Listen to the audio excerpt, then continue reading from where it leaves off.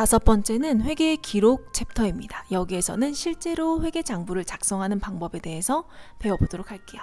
첫 번째는 회계상 거래와 일상 거래를 구분할 수 있어야 하고, 거래의 이중성의 개념을 이해하고 회계 장부를 기록하는 방법에 대해서 알 수 있으면 됩니다. 자, 거래 정의에 대해서 볼게요. 갈 거 올래, 오는 게 있어야 가는 게 있겠죠?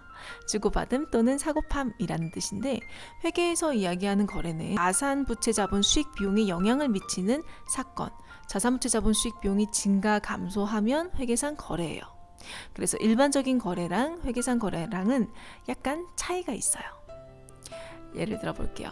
현금이 들어오고 나가고, 내가 자산을 사고 팔고, 그리고 은행에서 돈을 빌리고 빌려주고, 상품을 주문하고 계약하고 약속하고, 이런 거래들은 우리 일상생활에서 거래라고 얘기를 할 수 있는데, 여기에서 상품의 주문과 계약, 약속 등은 회계상 거래가 아니에요. 왜냐하면 말만 하고 약속만 하고 도장만 찍은 건 법적으로 거래가 될 수는 있겠지만, 회계에서 장부에 적는 거래는 아니라는 거죠.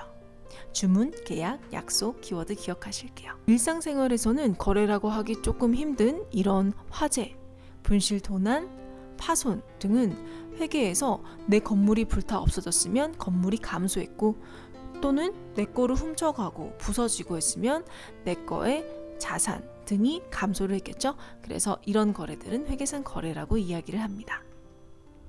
자, 그럼 이런 회계상 거래들을 장부에 적을 때 우리가 옛날에는 이렇게 가계부 또는 용돈기입장에 적었었어요.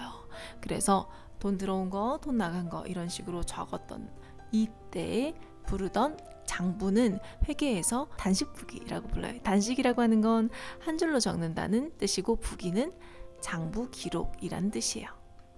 그럼 우리 회계는 한 줄로 적는 게 아니라 보시는 것처럼 왼쪽과 오른쪽을 나눠서 2번을 적습니다.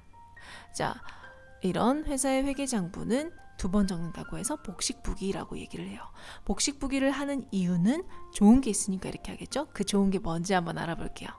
왼쪽에 한 번, 오른쪽에 한 번. 우리 왼쪽을 차변이라고 하고 오른쪽을 대변이라고 하는데, 이렇게 2번을 적게 되면 항상 양쪽에 같은 금액을 적게 되고, 그렇게 되면 차변의 합계와 대변의 합계는 항상 같게 되죠. 이걸 보고 대차 평균의 원리라고 이야기를 해요. 만약에 금액이 하나가 달라졌다, 그러면 내 손가락이 잘못한 걸 알게 되겠죠. 이걸 보고 자기 검증의 기능을 가졌다라고 이야기를 하고, 이런 장점 때문에 회계장부는 복식부기로 작성을 하고 있습니다.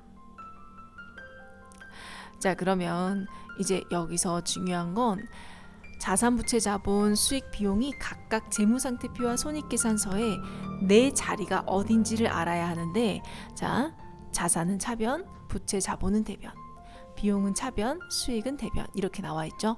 이 모양을 합쳐 볼게요. 그래서 자산, 부채, 자본, 수익, 비용 이렇게 이 순서대로 외워주세요. 자산, 부채, 자본, 수익, 비용, 자산, 부채, 자본, 수익, 비용. 그래서 이렇게 디귿자를 뒤집어 놓은 모양으로 외워주시면 되겠죠. 이게 왜 중요하냐면, 회계상 거래는 여기에서 나온 자산, 부채, 자본, 수익, 비용이 증가하고 감소한 걸 말하는데, 회계 장부를 적을 때는 증가하면 내 자리에 적고 감소하면 내 자리에 반대편에 적는 걸 원칙으로 하고 있어요. 그러면 자산은 내 자리가 차변이니까 증가하면 차변, 감소하면 대변, 부채는 내 자리가 대변이니까 증가하면 대변, 감소하면 차변, 자본도 내 자리가 대변이니까 증가하면 차변, 감소하면 대변. 자, 수익은 증가 감소라고 회계에서 부르진 않고 발생했다, 소멸했다 이렇게 부르는데, 수익의 소멸과 비용의 소멸은 거의 없는 거래라서, 자, 수익의 발생만 볼게요. 수익은 내 자리가 대변이니까 수익이 발생하면 대변, 비용은 내 자리가 차변이니까 비용이 발생하면 차변 이렇게 쓰게 됩니다. 자, 이 부분만 잘 알게 되면 여러분들이 분개하신 건 전혀 어렵지 않을 거예요. 그래서 이렇게 거래가 나타났을 때 8가지로 나눠볼 수 있다고 해서 거래의 8요소라고 이야기합니다. 거래의 8요소를 가지고 우리가 회계 분기를 하기 전에 용어 2가지만 더 체크를 하고 갈게요. 우리가 이렇게 요리하는 재료가 있다고 하면 이런 고기, 도구, 야채, 과일 같이 대분류로 나눠 볼 수 있겠죠. 실제로 우리 회계에서도 재무상태표, 손익계산서, 또는 자산부채 자본 수익 비용 같이 이렇게 분류로 나누는 거를 계정이라고 이야기를 해요. 장부에 쓰기 위해서 조금 더 세부적으로 나눈 이 연어, 돼지고기, 휘핑기, 칼 등등의 이름들은 회계에서는 계정 과목이라고 이야기합니다. 그러면 이런 요리를 다 완성을 시키면 담을 그릇이 필요하겠죠. 이 그릇은 회계에서 계정 계좌라고 이야기를 하고, 계정마다 금액의 증가하고 감소한 걸 차변과 대변으로 나누어 기록하고 계산하는 자리를 이야기를 해요. 그래서 실제로는 이렇게 자산 그리고 T자 모양으로 생겼죠. 여기 자산 위치에는 뭐 자산부채 자본 수익 비용이 올 수도 있고, 또는 실제로 계정 과목의 이름이 올 수도 있어요.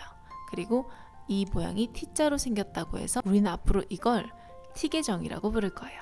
이제 실제로 회계장부를 작성하기 전에 프로그램에는 이런 일반전표 입력이라고 하는 이 창에다가 앞으로 우리가 회계 내용들을 작성을 해볼 건데, 이건 나중에 실기를 배울 때 한번 보도록 할게요. 분계를 한번 해보겠습니다.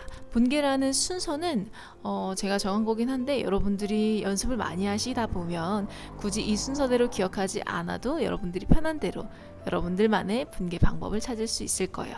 그때까지만 이 방법을 통해서 한번 분계를 해보시면 도움이 되실 거예요. 4월 13일 현금으로 3만원 상당의 상품을 구입했다 라고 이야기하면, 지금 여기에서 여러분들이 첫 번째로 알아야 되는 건 이 내용이 회계상 거래인가 아닌가를 보셔야 되겠죠. 회계상 거래라고 하면 장부에 적고 아니면 적지 않으시면 돼요. 회계상 거래가 맞으니까 차변 대변 이렇게 장부에 적으면 되겠네요. 두 번째는 자산부채 자본 수익 비용 중에 증가하고 감소한 것은 무엇인가. 자, 여기서 현금이라고 하는 자산이 감소했고 상품이라고 하는 자산이 증가했죠. 그러면 자산의 증가는 네 자리 차변, 자산의 감소는 네 자리 반대편 대변에 적으시면 됩니다. 자, 여기서 내 맘대로 아무런 이름이나 적으면 되는 게 아니라 어떤 계정 과목을 사용을 할 것인가, 회계에서 정한 이름을 사용해야 되겠죠. 현금은 현금, 상품은 상품. 예를 들어 물건을 샀다고 물건이라고 적으시면 안 된다는 거죠. 자, 그 다음에 얼마의 금액을 적을 것인가, 여기선 3만원이라고 적으면 되겠죠. 분계를 하는 방법은 다음과 같고, 그 다음에 분계를 한 다음에 필수적으로 전기를 하셔야 되는데, 자, 전기를 하는 첫 번째는 내가 사용한 계정 과목 수만큼의 T계정을 그리시면 돼요. 상품과 현금 이렇게 적으면 되겠죠. 상품에 T계정을 적으려면 분계에 상품이 어디에 있는지를 먼저 보시면 돼요. 상품이 차변에 있죠. 그러면 차변에 있는 상품의 금액 3만원을 상품 T계정에 3만원에 그대로 적어주시면 되고, 앞쪽에는 해당하는 날짜를 적어주시면 돼요. 그리고 중요한 건 가운데 비어있는 곳에는 상품의 반대편에 있는 계정 과목, 즉 현금을 적어주시면 전기가 완성이 됩니다. 마찬가지로 현금 T계정을 적으려면 현금의 금액이 차변 대변 중에 어디에 있는지 확인하고, 지금은 대변에 있죠. 그러면 대변에 있는 금액을 현금 T계정의 대변으로 그대로 옮겨주고 날짜를 적은 다음에 반대편 계정 과목을 적어주시면 됩니다.